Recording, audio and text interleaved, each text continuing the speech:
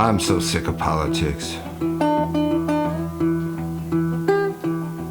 In my opinion, politics swims very far downstream from just regular old art.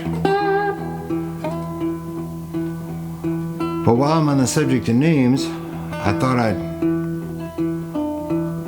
talk about some founding fathers.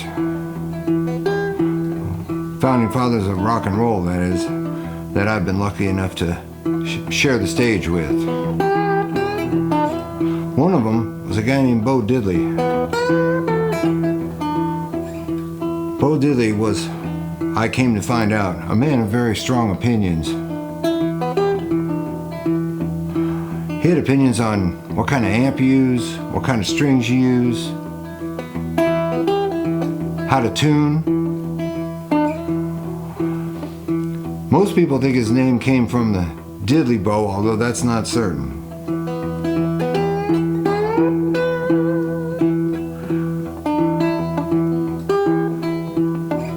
Some say his record president Leonard Chess gave it to him because he knew a comedian that had adopted that name.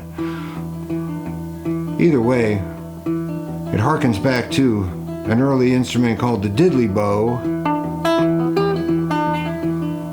They were easy to make. You just take two nails and a piece of wire, put them together maybe on the front porch of your house or something, and then you would slide something.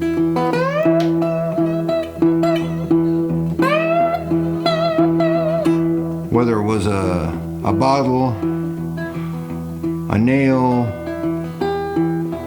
maybe a beef bone. Fred McDowell used one of those.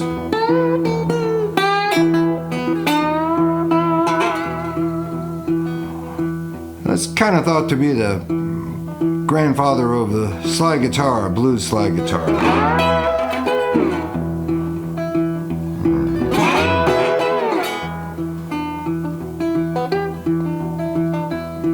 Anyway, in addition to that name, Bo Diddley, of course, is credited with a beat that he invented, the Bo Diddley beat.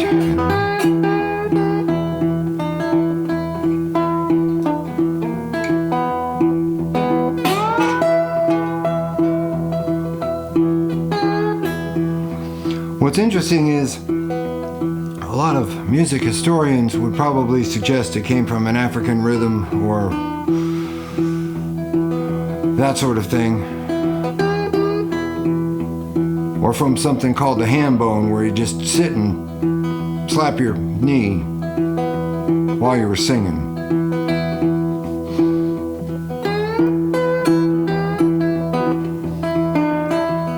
But in truth, Bo Diddley was a big fan of country music.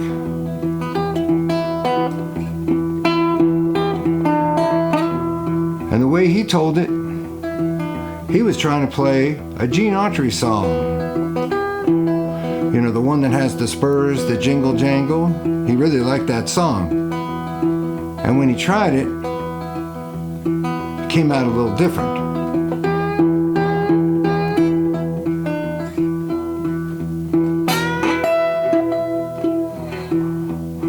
Anyway, something else that I remember is, and I wish I had known this then, or before then, because he hated it when drummers played a Bo Diddley beat. Go figure.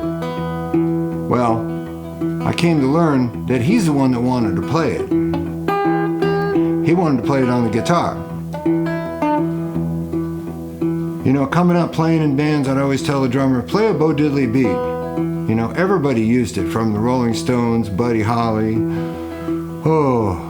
Iggy Pop even, George Thorogood.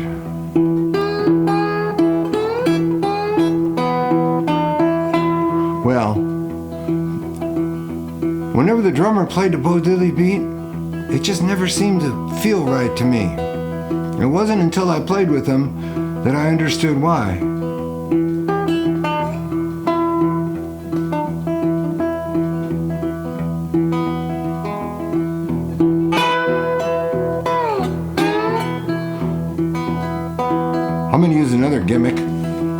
Les Paul invented. My own version of a Les Pulverizer. The Bo Diddley beat is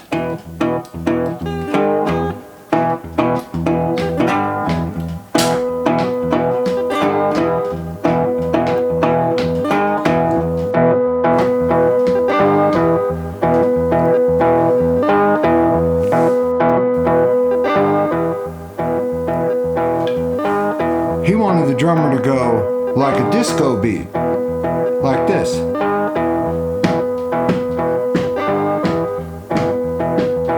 Now it works. Just those two things together.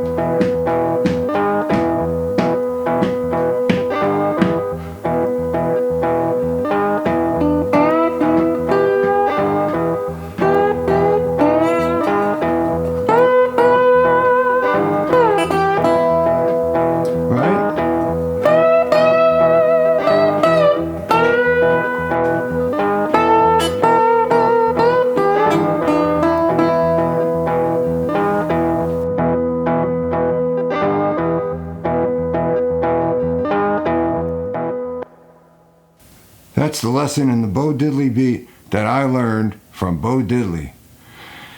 And to bring it home, right before we were ready to start, he turned around to the drummer and said, "Now whatever you do, don't play none of that Bo Diddley shit."